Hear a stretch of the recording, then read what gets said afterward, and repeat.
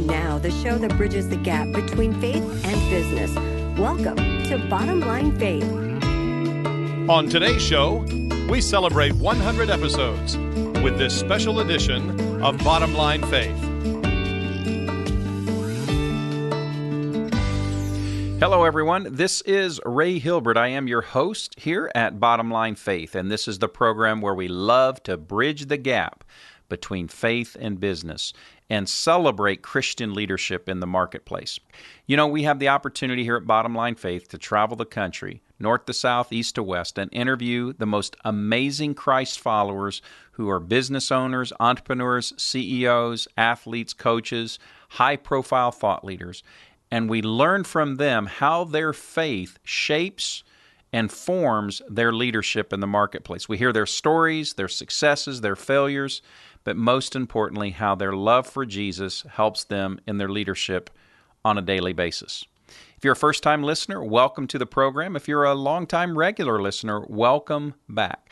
And today's episode, and I know I say this on every one of our episodes because every one of our guests are amazing, incredible leaders, but this one's really special, and here's why. Today marks our 100th episode here at Bottom Line Faith. So we have been at this for 2 years now, and we are still going strong. And so I'm going to kind of carry the program today. So if you're a regular listener, you know it's usually a banter, a dialogue going back and forth.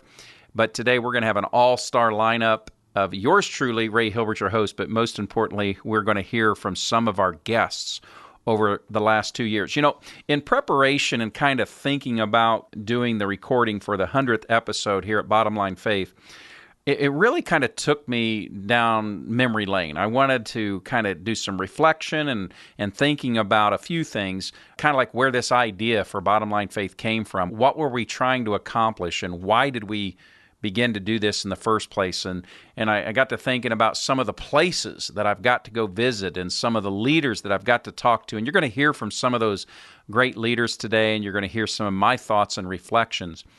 But I think one thing it'd be kind of fun to share with you. Recently, I was out of state. I was traveling. Actually, I was getting ready to do a Bottom Line Faith interview, but I was at a pretty large gathering. I had a chance to meet with some people, and a couple of the folks had been listening to the program, and they were excited about it, and they knew of me personally and so forth. And so they said, "Ray, what is that like for you hosting a program?" And I said, "Well, here's the really cool part." I said, I don't really know much in life, and kind of like Forrest Gump, you know, I'm not a smart man, but the awesome part is that when you get to travel around the country and you get to interview really smart people, very godly leaders, all you really have to do to appear smart is just repeat the things that you hear from great leaders. And so we were talking in this conversation, and I was just saying, you know, I don't really have to do much, but just ask a lot of questions, take good notes, and then I go other places and repeat what I hear from these great leaders, and everybody thinks I'm smart. And so I'm not a smart guy, but I'm getting an opportunity here at Bottom Line Faith to learn from some of the most amazing guests. So in reflection, I just kind of had written down just a few of the cities, let alone leaders, but a few of the cities that I visited over the past 2 years conducting these interviews. And this is just a partial list, but even as I wrote it out, I was like, I can't believe we've been to that many places. We've been to Memphis, Tennessee, and San Diego, California, and Houston, Texas, Atlanta, Georgia, Dallas, Texas, Nashville, Tennessee, Birmingham, Alabama, Louisville, Kentucky, Phoenix, Arizona, San Francisco, Detroit, Baltimore, Maryland, Denver, Los Angeles, and Hollywood, of course, Kansas City, Missouri, Orlando, Florida, Charlotte, North Carolina, Waco, Texas, Milwaukee, Wisconsin. The list goes on and on. That's just some of the larger cities, and then we've also been to some amazing nooks and crannies all over the country. Those are just the cities we visited, but then we also, as you know, if you're a long-term listener, we also do a lot of call-in guests, and we've had guests from Canada and all over the country, and soon to be some additional international episodes coming up here at Bottom Line Faith. So it was just kind of really cool for me personally just to map out and plot out some of the places where we've interviewed leaders for Bottom Line Faith. And this has been a really fun time in my life to receive listener support, to get feedback from you, our audience, emails and social media postings and so forth.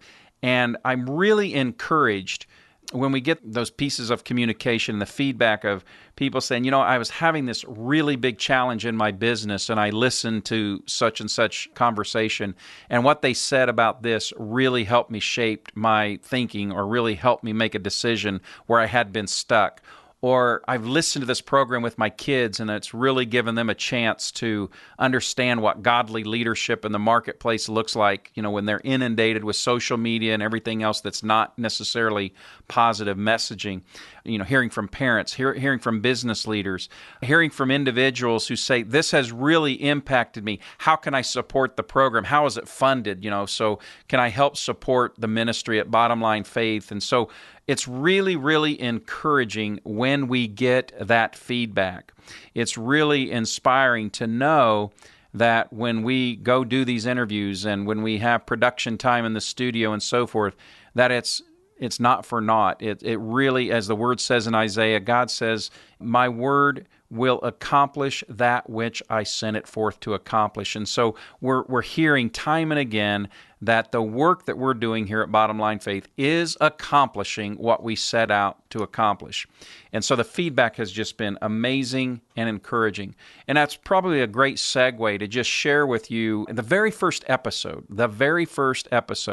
of Bottom Line Faith.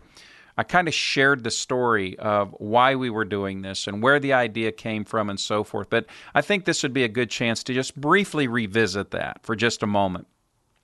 20 years ago, we're recording this in April of 2019, but it was a little over 20 years ago, myself and a fellow named Matt Palin founded Truth at Work, our ministry. We're headquartered in Indianapolis, and we came together with the idea of putting together formats and offerings and programs to help Christ followers who own businesses, lead companies, lead organizations, to help equip them, to help resource them, help encourage them in living out their faith in the marketplace. Because leadership, as you well know, as a leader, is one of the most lonely places to be. And so when we came together in 1998, we incorporated Truth at Work as a nonprofit organization. We said, what could we do to equip Christian leaders in business to live out their faith? That's why we founded Truth at Work. And so for 20 years, we've facilitated monthly roundtable groups where Christian business leaders come together in a peer format. 10, 12 leaders every month come together in a roundtable group. We've developed curriculum and content. We discuss those best practices in business leadership from a biblical perspective. These groups become very tight in community. They become a great source of encouragement to one another. So that's what we've been doing for over 20 years.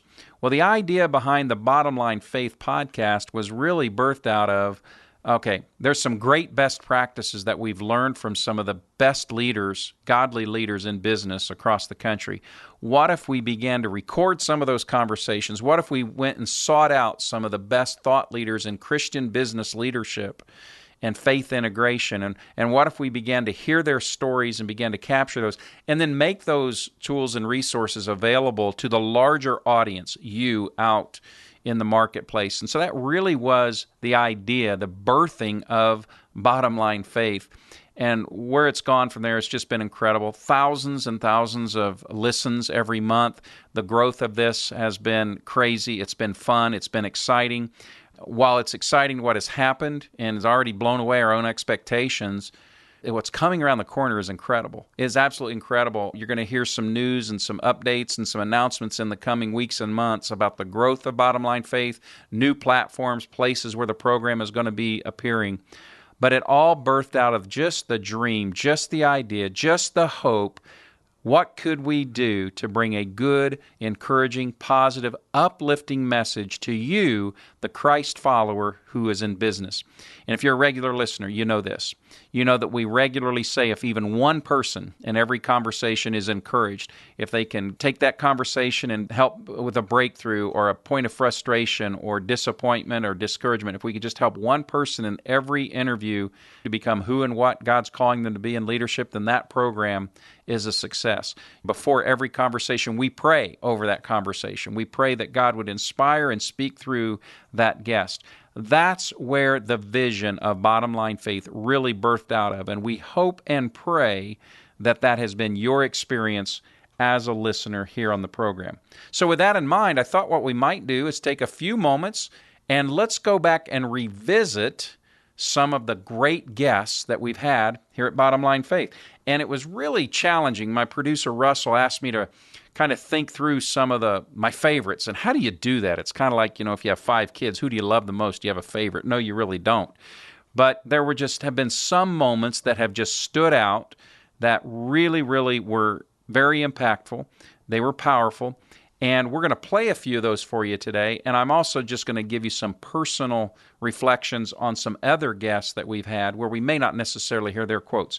But let's start off. I got to start with this one. I'm a baseball guy. You guys, if you're listeners, you know this. I love baseball. And I had the opportunity to interview Dayton Moore. And Dayton Moore is the general manager of the Kansas City Royals. If you've not heard or viewed, that's actually one we captured on video. If you've not seen or heard the conversation with Dayton Moore, you've got to check that one out. It's one of my all-time favorites here on the program. And he, a few years ago, led the Kansas City Royals with one of the smallest payrolls in baseball to the World Championship. And he did so by developing talent from within. And so we had a conversation with Dayton about leadership, about creating winning culture, and so forth. And this is a man who is living out his Christian faith at the highest and most visible place, a general manager of a Major League Baseball franchise, an incredible franchise at that. And one of the comments that he made was about the importance of what it means to react versus respond. Let's listen in on this brief comment from Kansas City Royals general manager Dayton Moore.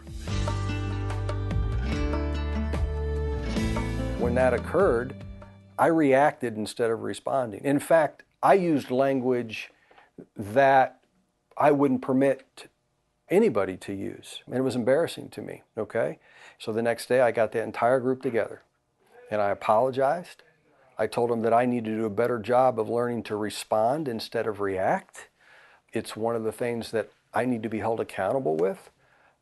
So those are you've got to be transparent, you've got to be vulnerable, and I think without that, I think your leadership is not going to be as authentic as it needs to be, and you're not going to develop those trusting relationships.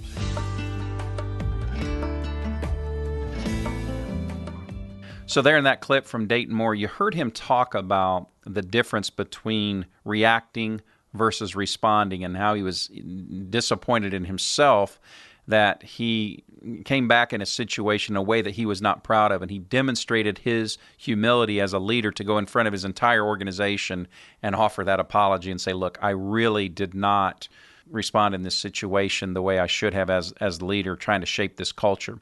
And the other things that really stood out to me in the conversation with Dayton is he really is concerned about developing the entire person of his players. That these are young men who, in some cases, are married, or certainly will be married, who are fathers or will be fathers, but he's really helping to shape these young men for all of life because, as he said, their baseball careers will come to an end sooner or later. And so they are much more concerned in the long run about developing the whole person, that man that's a player in their organization. I just love that because he had such the right perspective, an eternal perspective for leadership. And among many of the things that I appreciated about Dayton, that's one of the things that stood out for me in that conversation. In further reflection on that conversation from Dayton Moore, he talked about the internal investment in people, that he believed God had placed him as a leader in that organization to make an eternal investment in these young men as leaders. And that's been an overarching theme in a lot of our conversations here with our guests at Bottom Line Faith. And two individuals come to mind that really honed in on that theme. One gentleman, his name was Gary Archer, and we had a chance to interview Gary. He's out of Austin, Texas, and he's the CEO of a company called Let's Play Sports. And they just an amazing company, and they do indoor soccer and indoor sports and just a real thriving business. But I was so impressed by Gary's commitment to the eternal perspective of business. In fact, he used this term that relationships are the currency of heaven. Relationships are the currency of heaven. And I just love that in my conversation with Gary because he reminded me that what God is most concerned with in our leadership in business and in the marketplace are the people that He's entrusted us to lead. and that at the end of the day, whether someone is performing the way we need them to, whether they're meeting the objectives that we're hoping they will, and so forth, at the end of the day, it is about people and relationships. And Gary reminded us that Jesus didn't come to die for our profitability and our bottom line, but he came to die for the souls of men and women. And so I just love that Gary reminded us of that in our conversation with him. And another guest on the program that just blew me away was Chris Allen. And Chris talked to us about creating a culture of purpose. And Chris was the vice president of training development at a truly incredible company called Movement Mortgage out of Charlotte, North Carolina. And in fact, I remembered my conversation with Chris.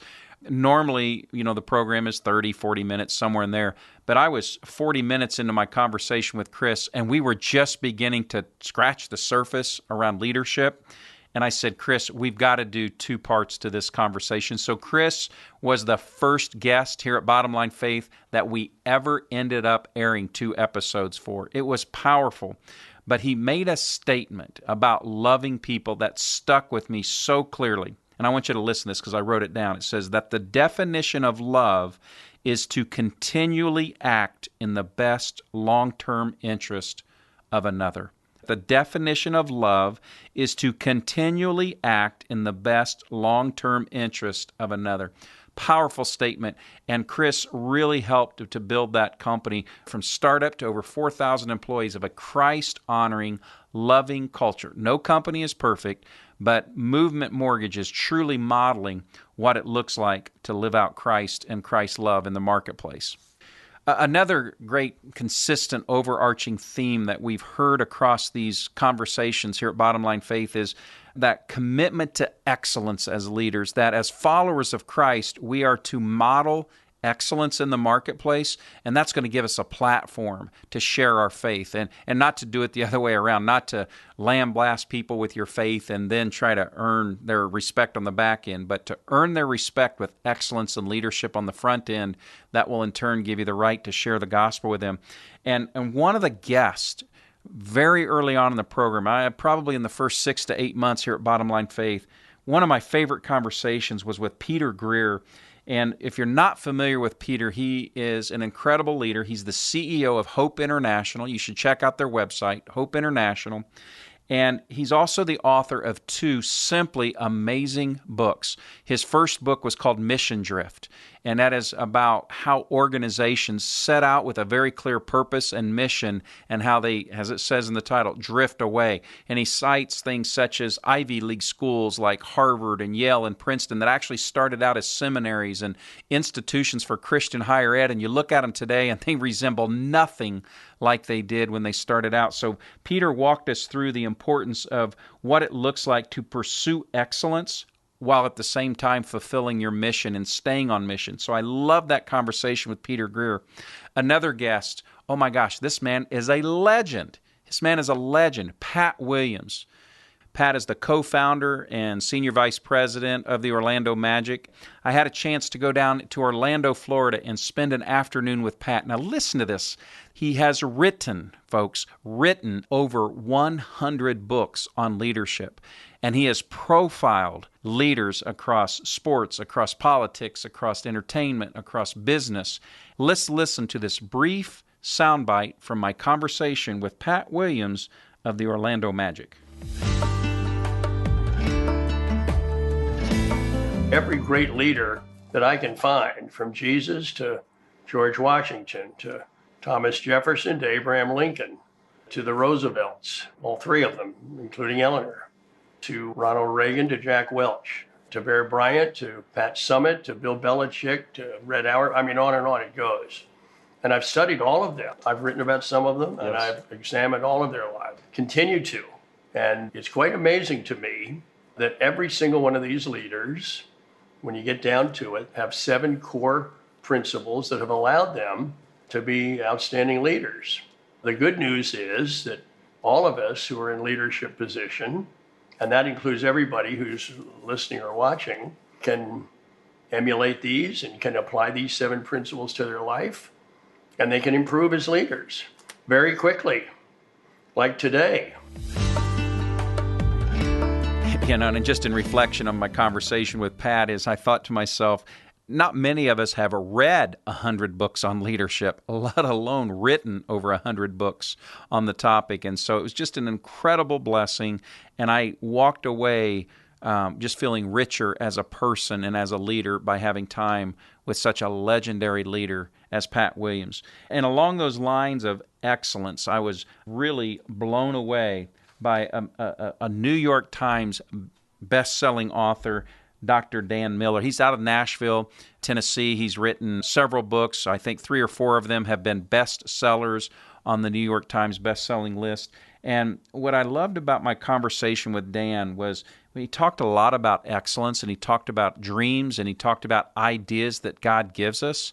And he said, we can't just, in the desire for being excellent and launching new businesses and new opportunities, we can't abandon reality.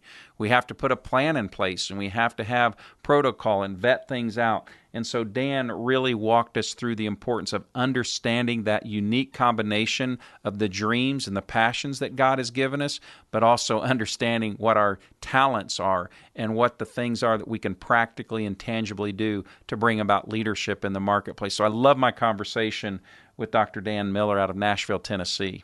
And I got to tell you, one of my personal all-time favorites here at Bottom Line Faith was when I had a chance to sit down and talk with Cheryl Botchelder. Now, if you're not familiar with Cheryl, she was at one time the CEO of Popeye's Chicken, and she took Popeye's at a time when they were really struggling.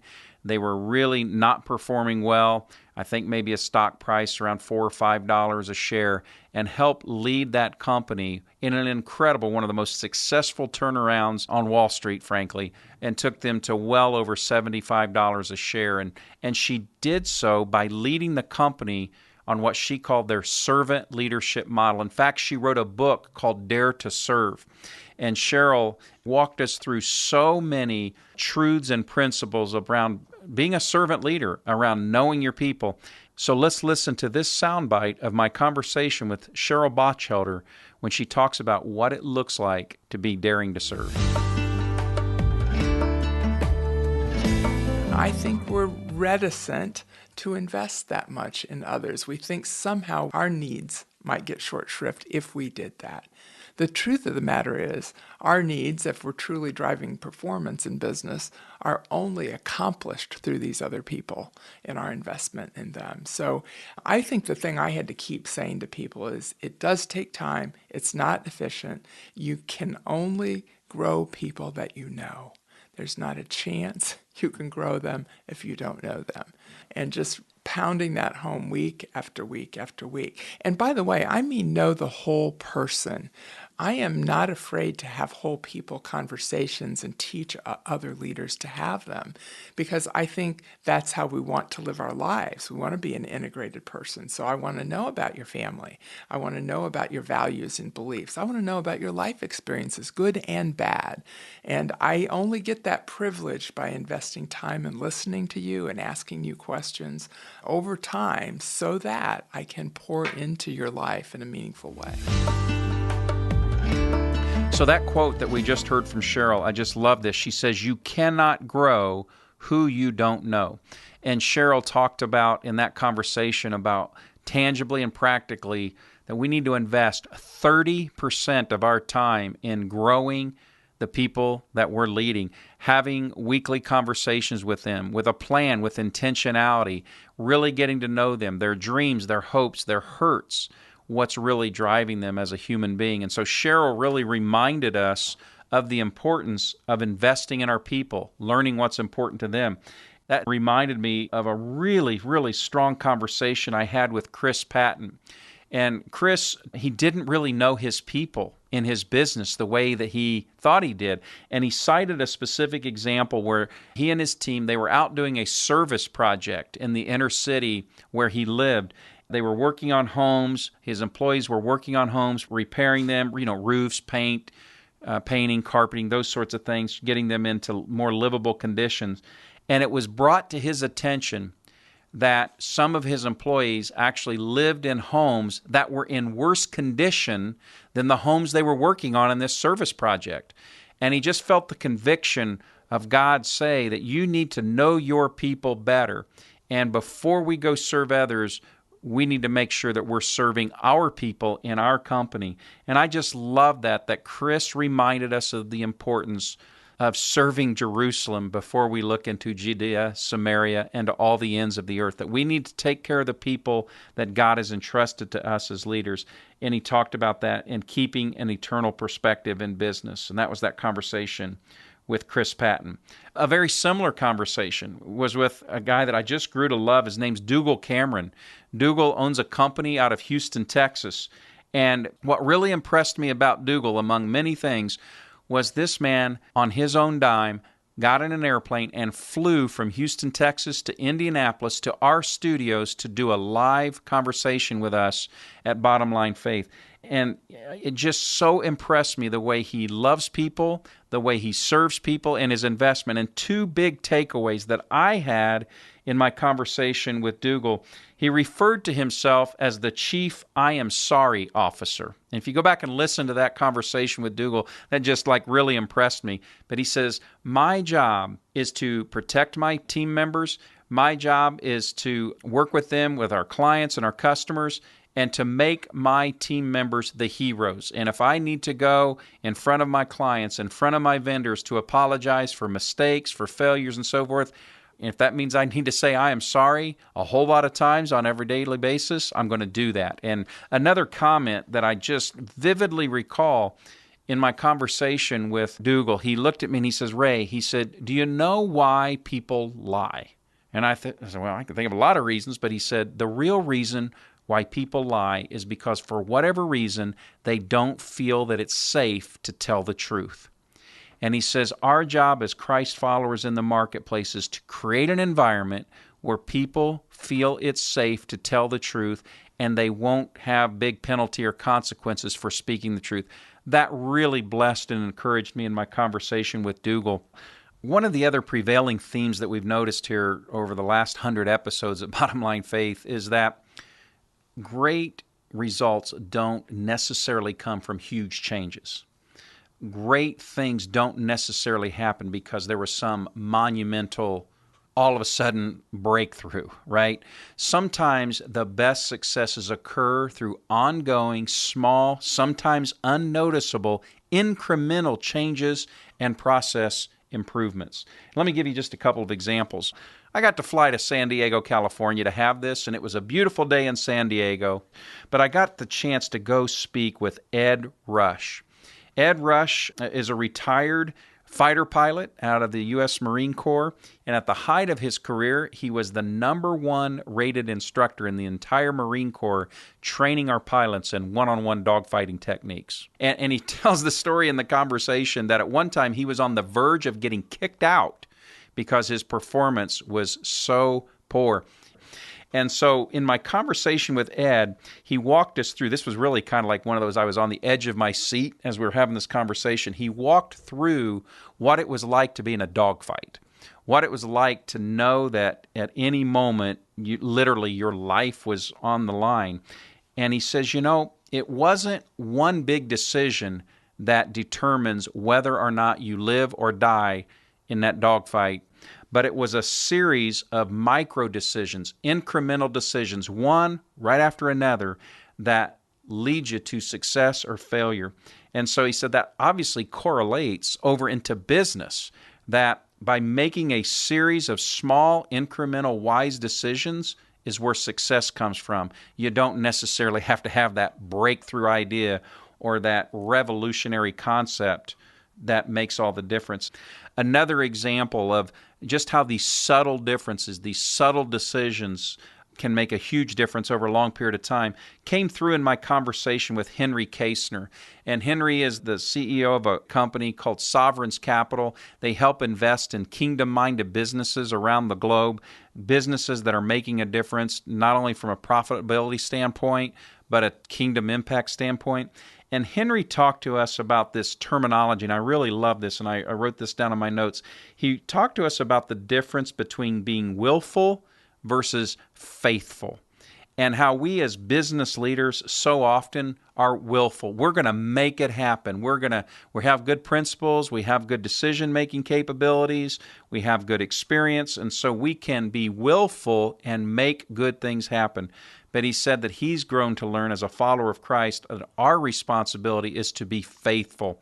And sometimes by being faithful, it may go against our experience. It may go against the world standards or the way, business school would teach us to do things. But by getting up each day and praying and asking God for His direction and for us to just be faithful in following the prompting of the Holy Spirit in our lives as a Christian business leader, that may not seem like a big thing, but it's a huge thing when you think about the difference between being willful and faithful. And then the last example that I would just kind of bring to the forefront here in one of these subtle differences, oh my gosh, was when I got a chance to go to the Chick-fil-A headquarters down in Atlanta, Georgia. I got to talk with Deanne Turner at Chick-fil-A, and I want you to listen to this comment that she makes about the difference between being nice and being kind. When I evaluate those decisions, I know that I need to be sure I'm not being nice, I'm being kind. Nice is when we're polite and we say what people want to hear. Kindness is what we tell them what they need to hear, whether it's to improve their performance, or even I've been in situations, not many times, but sometimes whether it was somebody who wanted a job here and I had to say, this just isn't right for you.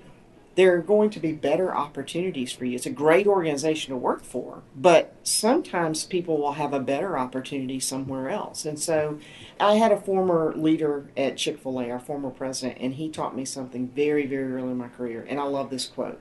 It's kindness to refuse immediately what you eventually intend to deny. Now, that's very effective when you think about leadership. It's if I've got to tell somebody they're not going to get a job or a promotion or something they're expecting, the faster I tell them that, the kinder it is. Because the longer I wait, the longer they get strung along, they start creating expectations and believing that something's going to go a certain way. Well, don't you just love that comment from Deanne about the difference between being nice and kind? And I know sometimes we as Christians, people think we're supposed to just be nice people. Well, Deanne reminded us in the conversation that what's really godly is to be a kind person, and that is to speak truth to them that they need to hear. And I love this. She said that it is kindness to refuse immediately what you eventually intend to deny. And how about that as parents and as leaders? How often someone comes to us, our kids, an employee or whatever, and we already have in our mind, we know what our answer is going to be, but we're trying to be nice, and so we kind of put off the inevitable. And Deanne is just reminding us that the kind thing to do is that when you know the answer, go ahead and give it so that they can move on accordingly with their lives.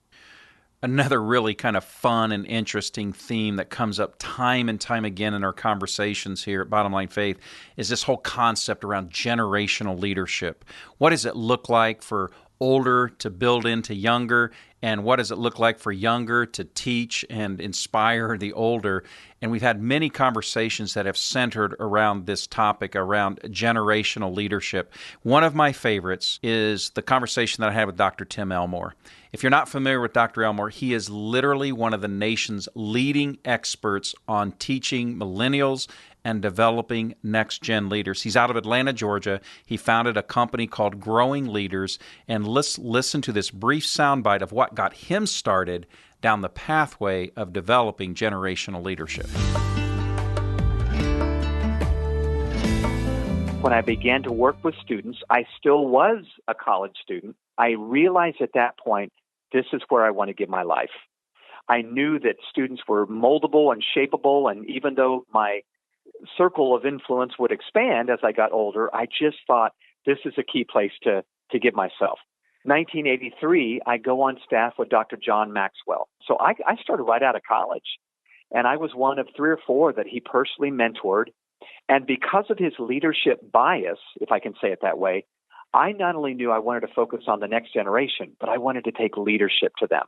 What John was doing for corporate America, I wanted to do for the emerging generation, that 22-year-old employee who hasn't made all the mistakes yet. And I thought, what could it be like? I'll tell you a phrase I like to use. What would it look like if we built a fence at the top of the cliff rather than a hospital at the bottom? In addition to the conversation that you just heard an excerpt from Dr. Elmore around this topic of generational leadership, 3 other amazing leaders come to mind. One is Tom Morales. Tom Morales, a very successful businessman from Indianapolis, Indiana. And I was so inspired when I learned from Tom how generational leadership inspired him to start his company.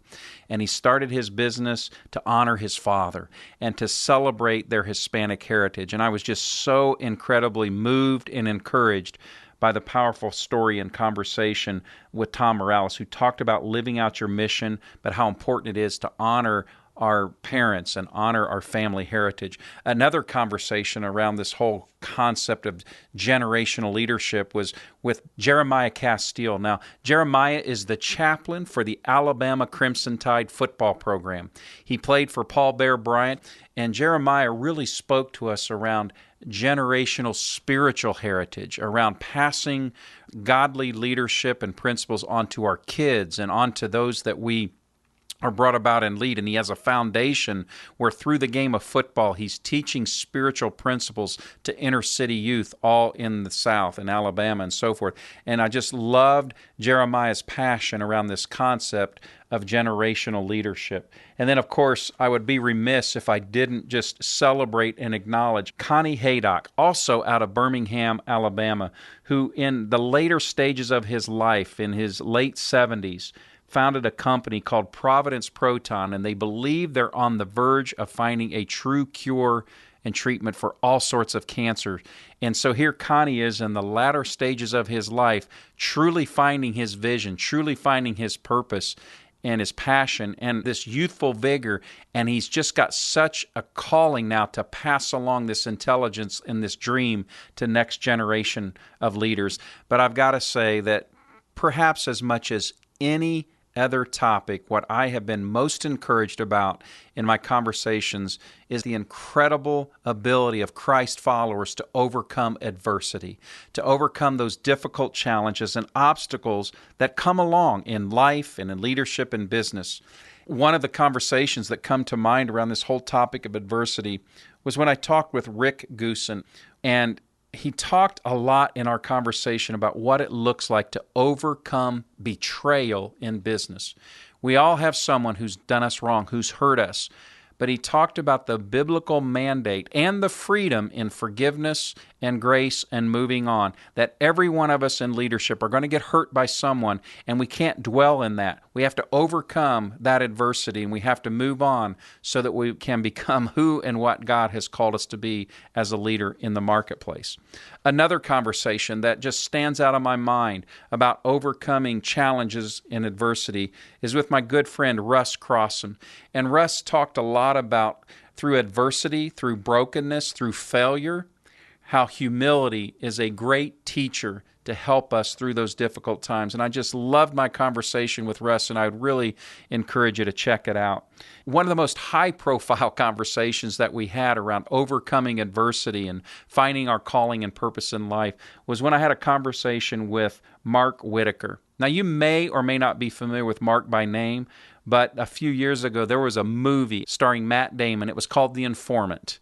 And that movie, The Informant, was on the life of Mark Whitaker. And he talked about what it meant to go from the penthouse to the jailhouse. And he talks about in his story of adversity, overcoming all of those difficult challenges, going to prison, losing everything. But in the midst of, quote, losing everything, he found everything, because it was in prison where he came into a personal relationship with Jesus Christ. Very engaging conversation and a powerful and compelling story of Christ's redemption and overcoming adversity. And one of my favorites, and this man is a legend, John Beckett. And John was one of the pioneers in the whole marketplace ministry movement and seeing your business as ministry and mission, and was interviewed way back in the early 1980s by Ted Koppel about how John was using his company as a ministry in the marketplace. And John has gone through incredible adversity over the years. And in our conversation with him, we learned about a particular tragedy that he overcame and what God taught him. Let's listen to just a soundbite from our conversation with John Beckett. So that year, the combination of the death of my dad and then this horrific fire, which really only by God's grace we were able to extinguish it without it burning down the entire facility. These were incredible tests, and yet, in a way, those tests, I think, helped produce a kind of stamina in us that equipped us for future challenges that we would go through. And I realized what a proud person I was. Okay. These experiences, I think they brought me to the end of myself. And I realized that I was not going to be successful functioning just on my own. And I turned to the Lord in a way that I never had before. I knew about him, but this was different. This was getting to know him personally. What comes out of the ashes, in my case, it was the most precious discovery I've ever made. It was to become a follower of Jesus Christ. So there, as you just heard in a brief soundbite from our conversation with John Beckett, you heard how a tragedy such as a fire and the destruction of the building of his business, and then also the loss of his dad, that these were great adversities that needed to be overcome, but how his faith shaped him and helped him grow to the next level of leadership in life and in business. And so just that overarching theme around overcoming adversity has been one of my favorite aspects of the program here at Bottom Line Faith. If you're a regular listener to the program here, you know what my last question is. And it's what I call my 423 question. It's based out of Proverbs 4:23, where Solomon writes, "Above all else, guard your heart, for from it flows all of life." So I was thinking about how would I close this 100th episode of Bottom Line Faith. And so I'm going to attempt now to answer my own question that I've been posing. What would be my above all else encouragement and advice for you as a listener here at Bottom Line Faith? And I think that for me, it's the number one takeaway lesson that I've gotten by hosting this program over the last 2 years. And that is this. So here's my answer. Above all else, ask lots of questions. Be a ferocious listener and learner in life. Ask people their stories. Learn where they've come from. Learn what they've been through. Ask them stories about their journey. Ask them about their faith. Ask them what they've learned, the importance of leadership. Just continuously ask questions. So as we sign off, thank you for being a part of these first 100 episodes at Bottom Line Faith.